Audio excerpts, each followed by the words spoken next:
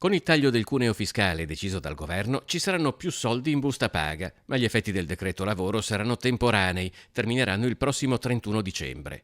In ogni caso, secondo l'ufficio studi della CGIA di Mestre, per gli stipendi fino a 25.000 euro lordi, il taglio del cuneo passa dal 3 al 7%, con un ipotetico aumento dello stipendio di circa 70 euro al mese. Mentre per le retribuzioni tra i 25 e i 35.000 euro lordi, la riduzione sale dal 2 al 6%, con un possibile aumento in busta paga di circa 90 euro mensili, fino al 31 dicembre. È una misura che servirà a contrastare anche l'inflazione.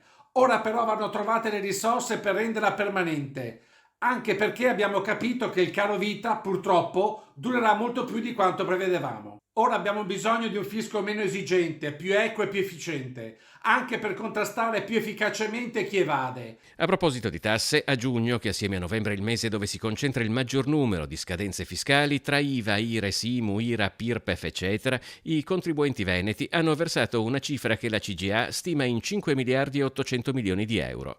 Tornando al fronte stipendi, invece, nessun aumento per i pensionati, nonostante su alcuni cedolini delle pensioni del mese di luglio sia comparsa la voce aumento pensioni basse 2023. A spegnere subito gli entusiasmi lo SPI-CGIL del Veneto, che parla apertamente di presa in giro. Sotto quella sigla è stata messa la 14ª mensilità, un provvedimento del 2007 ulteriormente allargato nel 2016. Si continua con le bugie per coprire l'inerzia, l'inattività, l'immobilismo di questo governo nei confronti della riforma delle pensioni che stiamo aspettando da lungo tempo e che vengano mantenuti gli impegni che hanno assunto in campagna elettorale e che venga dato un aiuto concreto alle pensionate e ai pensionati che hanno delle pensioni basse.